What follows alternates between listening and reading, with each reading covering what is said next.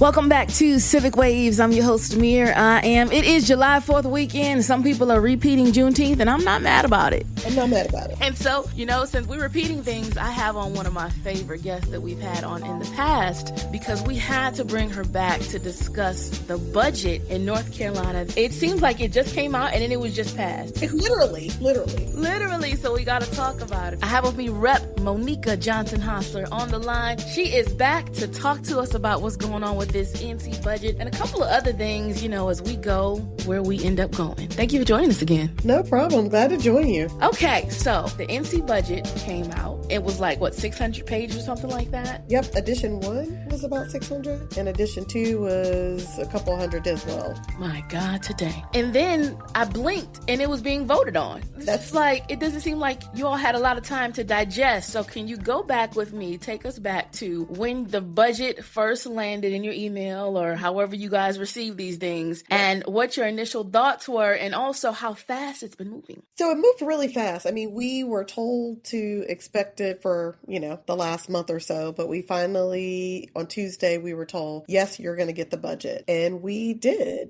And we also voted on it. We had about a day to read it. And what I would tell people is I used to consider myself someone with an exceptional photographic memory. Well, I don't have that anymore. I also do not have the ability to read that much information in less than 24 hours. And who does?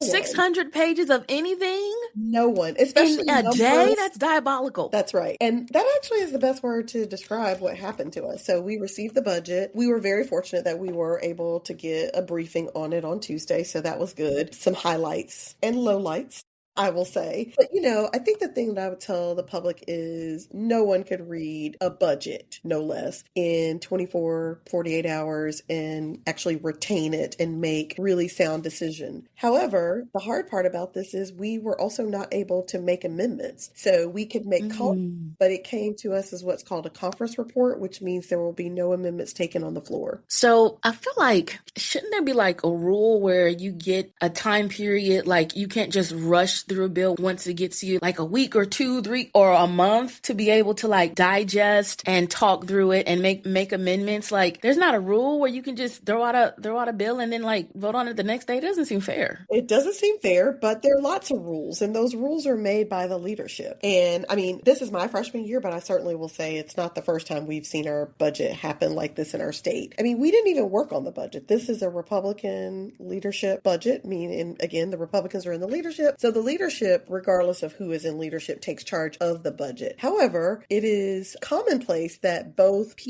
parties will work on the budget in committees. You'll hear from people, you'll hear from state agencies about what they need in their budget. And then there's a group that would work on the budget in the House and the Senate. You would both introduce your budgets, which we did do last year. The House and the Senate could not agree on either budget from last year that we voted on. So that was scrapped. And they brought together their own internal conference committee of Republican leadership to determine what the budget would look like. So both the House and Senate members worked on the budget together. Again, House and Senate Republican members worked on it together and presented us with the budget and said, here you go. So vote it up or down. And by the way, we know that there's no way for you to have read that all, because I just refuse to believe that any of them who worked on this budget thought we could have read and digested this information. But we don't make the rules until we're in leadership. Y'all, please vote. Please, please, please vote. Now, I would imagine after over a year with no budget, right? And they just rush this through in a couple of days, that there are a lot of things in there and that may be of concern. Some, maybe some good stuff in there too. So what is in this budget? So the budget should be a literal budget, as we all know, numbers. Here's your revenue that you have as a state, and here are the expenses that we're going to expend.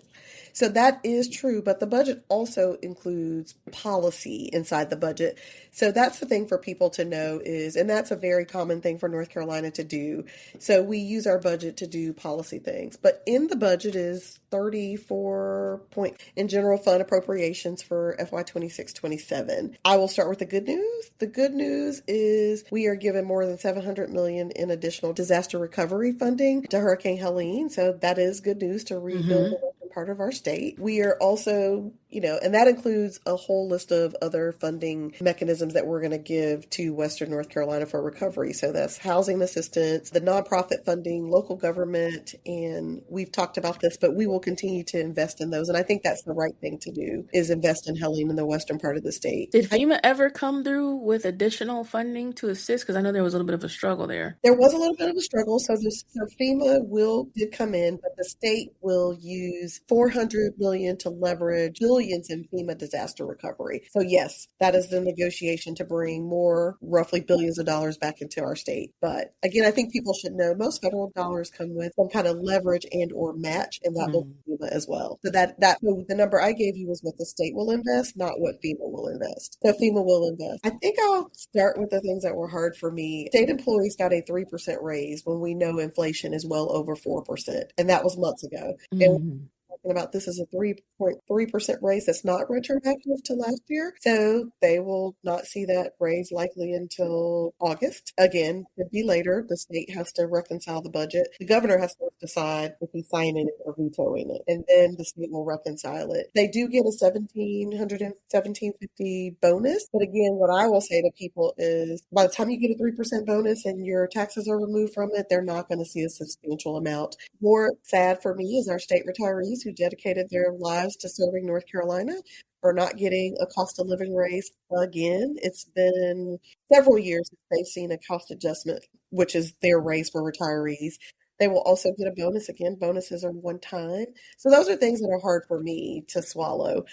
When we know healthcare is going up, gas is everything that we need to pay for. So a little bit more in your pocket, but a whole lot more out of your pocket. So really still not creating a balance there. The other thing that I would say is good news, but also difficult news, is our teachers are getting raises. However, it is an average of 8%, meaning some people will get a 10% raise, some people get a 5% raise. This is a tricky thing to explain to the public. North Carolina will indeed now be, I think, number 1 or 2 in the Southeast for beginning teachers. So beginning teachers will make roughly $48,000 starting. However, our experienced teachers in the 15 to 24 year range, meaning that's how long they've been educators, they will not see this same level of raise. So like what we see in any other business, the longer you work there, you get a raise.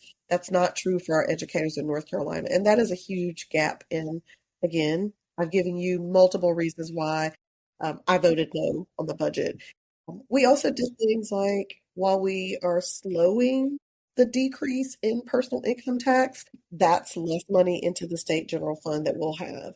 We're still giving our largest corporate businesses, they will pay no corporate income tax. Again, more money not coming into the state. Sports waging tax increases from 18% to 23%. So they'll be able to file their losses on their taxes. So those are things that will directly impact the amount of money that does not come into our state. Certainly, as I said, there are good things. Medicaid rebase, which is the language we use, but the state will invest in Medicaid, which is good news that we did good too. Like, we're going to invest in workforce development for our community college. It's called Propel. Jobs we need most in our state will receive some funding, like nurses will get funding in our community college. So there are things in there. But for me, the biggest thing I want the public to know is when we say the state legislature passed a budget, we really mean Republicans gave us a budget and you had to decide in 48 hours whether you were going to vote up or down. And I ran on education. I ran on supporting state employees.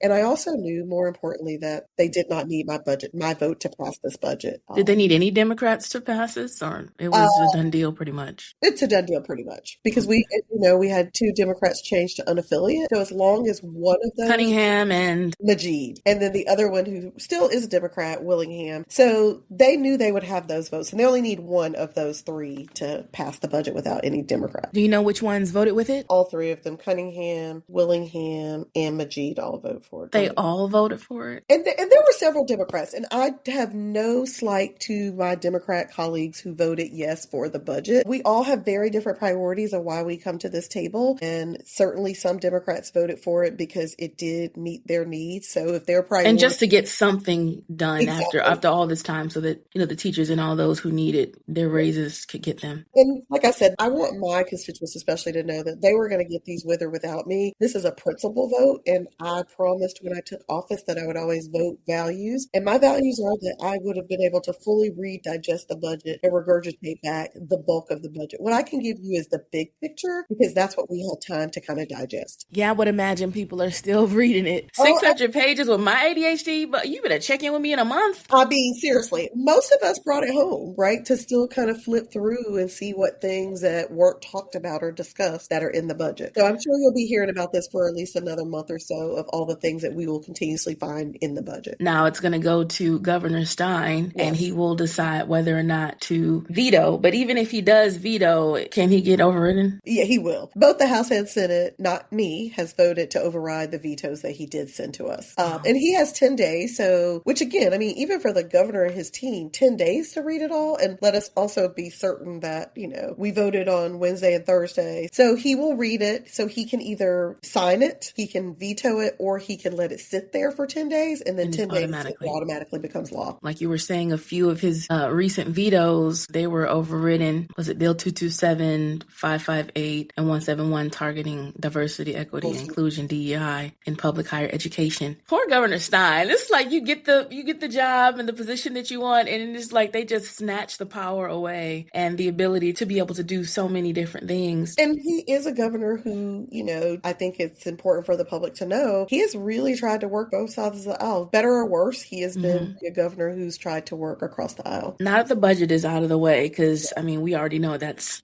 pretty much going to happen. Right. Are there any other points of concern or anything else that you think that's going on right now in North Carolina that we should kind of pay attention to? We definitely have to pay attention to what's happening. House Bill 958 made significant changes to election law. So most people know we've been talking about voting rights across the country with the Louisiana versus Calia bill that happened about 6 weeks ago or so that are constantly striking down parts of the voting rights bill. While North Carolina did not address voting rights directly, we continue to disenfranchise voters. So most recently, House Bill 958, we did things like, and I will say my colleagues did a good job on the elections committee to try to make a bad bill better, but it continues to put us in a place where there's lack of clarity. So if you work for the Board of Elections, and that includes a lot of volunteers who go work the polls and work inside, they can't talk about voting. So what does that mean? Does that mean they can't tell people to go register? So there's far less transparency and clarity on what this means. The types of documentation that you can put forward to prove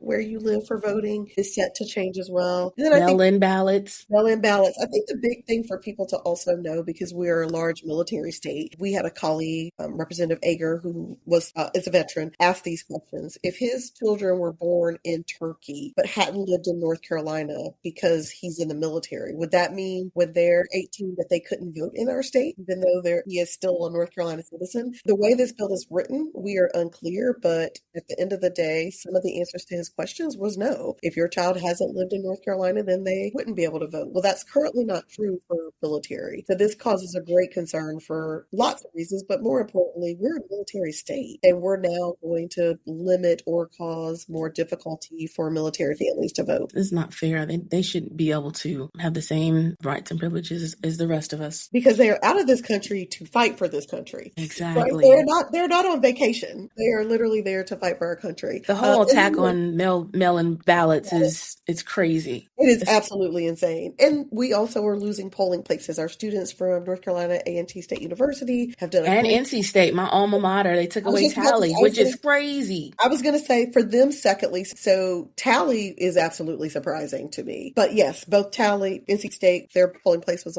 at Tally Student Center. And so now both two universities have lost their polling places. Again, this should be lost on no one. Most of our younger voters are what? Most of them, a lot of them are unaffiliated, but if they're not, they are definitely left-leaning voters. And all the data supports that. So, you know, regardless of people's party, I ask them to look at the decisions being made and what is driving those decisions. And it really is disenfranchising voters that could potentially, in our belief, could change the current leadership in both our state and federal government. Yeah, because college-educated voters across the board are typically more liberal and left-leaning. That's exactly right. So it's an attack on those who are trying to get educated. That's right. Just to make it more difficult. And Tally is a very popular voting location. That's exactly right. So it's, you know, for me, it's a sad state of affairs that we are constantly doing things that limit voter participation in our government. That is Mm-hmm. literally the definition of democracy. We should be making it more easy. We need more Absolutely. locations.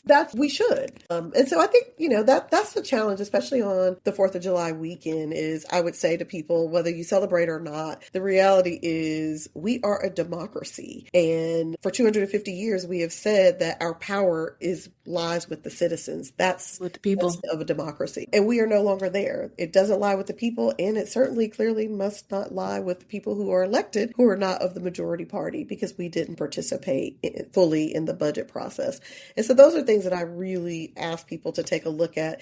So I can say, register to vote, check your voter registration, make sure your address is correct, register a friend, and please, please, please plan to vote in November. Hopefully actually in October for early voting. And don't be last minute about anything. Please do not. Whether you go to early vote or were you doing mail-in ballots with everything going on with the post office. That's right. Make a plan. Please know your plan for voting. And that's what I tell people all the time is we know voting is in November, but we are, knock on wood, somewhere in North Carolina still have a substantial early voting process. And so while we still have at least that generally 2 weeks to vote, I encourage people to make a plan. Now, we had some major Supreme Court decisions come down earlier this week Yes, before they went on vacation. And do you have any thoughts? I mean, back to, same thing with birthrights to citizenship, right? Like that is still important for people to think about, like, how is that where we are in America today? I mean, these are real questions that I would ask us to ask ourselves is how did we get there and why are we here? And again, it's been interesting to have our Supreme Court justices to read or at least hear a little bit of what their dissents are. Clarence Thomas was in his study typing furiously in his dissents. He had time. My thing is, and I was saying this on Threads, I was like, I don't remember any point in my life decisions coming down so fast and so many from the Supreme Court. It seems like they're taking up everything in order to roll back things and protections and rights and things. And it's just like, it would have been very scary. It barely passed. I think it was 5-4. It was very tight, 5-4. That's right. Yeah, with the birthright citizenship, if that would have gone through, so you're basically saying executive orders are allowed to override the Constitution, which I'm curious as to why they even in the first place took that up. But to your point, not only that, it also says that now do we really have 3 branches of government anymore? I mean, that's the question that I would ask. We teach the 3 branches of government in elementary school. So that's the question I would ask anybody is, shouldn't we be questioning that? And then I think, of course, for me, it'd be important for us to also note that they took away the temporary protection statuses as well. That's so upsetting. That is very upsetting, especially where, again, many of these countries, immigrants or refugees come to our country because they are fleeing. Back to who America has said it is and says it wants to be is the land of free, the land of opportunity. And so take away those temporary protected statuses, just harmful in so many different ways. And I will say also another one that was surprising to me. And I was like, wait, in the same few days. But there were a couple other ones too. But those two, I think most people know were really big in the media this past week. And then the white South Africans being welcomed with open arms and goodie bags. Not all Haitians. Mm-hmm. But the Haitians who Ohio has said revived their town. Absolutely. Are being targeted. And without them, Springfield would be in shambles. Exactly. And the governor, who's Republican, has come out and been very vocal about that. It's just crazy how little rumors and things that people latch on to where they're eating the dogs, they're eating the cats. All this negative energy that was brought as a result of that to a lot of the Haitians. But those are things that, I hope people are paying attention to that are happening, and they hope that we're asleep, literally, right? Like their hope is that we are not attentive to the multiple things that we're doing that go against the grain of who we are as a country. And to your point around Ohio, in all cases that we've heard that these are also economic drivers that we're stripping away from communities. Not only are they stripping people their temporary status in their country, but they're also stripping away economic development and positive impact in states like Ohio. And even with a lot of the attacks overall on immigration, they pay into the system. All of our systems. They're paying taxes and they're not taking any, and they're not being eligible for these benefits, the Social Security and all the other things. And so we're losing billions of dollars in tax revenue. Tax revenue, state, especially at our local and state level, where one of the things I didn't talk about that this budget does is in a state like ours, well, and most states will see this once HR 1 passes, is our state will continue to get its SNAP benefits, which are most people know as our food stamp benefits, which is the number one way we reduce reduce hunger in this country. State counties and states will now have to pay for the administrative costs. So we have counties like in North Carolina, like Wake and Mecklenburg, that'll be paying $50 to $60 million. And that's coming out of whose pocket? Those of us locally who invest in our taxes in our community. So ours. Yeah, exactly. And we all want to pay lower taxes. Right. We'd all love to pay lower taxes, but I always remind people taxes are what pay for the public goods, law enforcement, healthcare, public health, public services, Department of Social Services, fire departments. Fire department. All of those is what our taxes pay for. So we know that you are the rep for District 33, which is like the Garner, Southeast Raleigh area. How's everything going in your district? I think our people are doing well. I mean, again, largely my district is retired educators, current educators, and state employees who I hear from most often. And so I think I've gotten really good feedback from them around my vote. They understand that my vote would have been a yes if it would have prevented this budget from moving forward for them to get the raises that they are eligible for. But they certainly agreed with my stance on standing on my values and principles. Absolutely. Well, we truly appreciate you stopping through, especially on July 4th weekend. It's so many fireworks, so many different things going on to celebrate 250. It don't feel like a celebration. And with all the drama coming out with America 250 versus Freedom 250 and the exposés and the things that have been brought up about that. And also the weather, it's like extremely hot and thunderstorms. It is extremely hot. I will say, I mean, granted, I'm an older adult and don't have a small kid, but it did not feel like 4th of July that I can remember. Mm-hmm. And, you know, I reminded myself all day that the country's forefathers wrote this aspirationally. They still owned slaves when they wrote. Right. And so, we weren't free when they wrote it. We were not free. And we were all clearly not created equal. Not Black people, not women. So we know it was aspirational, but I've just been reminding myself today that this is why I still stay in the fight, because it is aspirational. And currently, most days, I don't feel like I'm leaving my daughter a better America than I found it. So I'm still in the fight to make America the place that she can be proud of, and to know that I continued the fight 250 years after our inception. Well, we appreciate you fighting the good fight for us, being a representative and a voice for the people, and making sure that you're doing everything that you can so that whatever is best for us is what moves forward. That's so right. We truly appreciate you. Thank you for coming to break down the budget. Enjoy the rest of the weekend. I will. You too. And thank you for keeping the people informed. I appreciate you doing this. Hopefully you enjoy the rest of your weekend too. I sure will. I'm staying on the inside on the AC. So yeah. Me too. I'll be all right. Me too. AC is my best friend this weekend. We've been talking with House Rep Monika Johnson-Hostler, District 33, Southeast Raleigh, Garner. Have a good one. You too. Bye-bye. Bye-bye. Well, that does it for today's Civic Waves. I'm your host, Mir.I.am. I hope you continue to join us every Sunday morning as we break down what matters, who decides, and how you can get involved in North Carolina. Please stay cool and enjoy the rest of your weekend.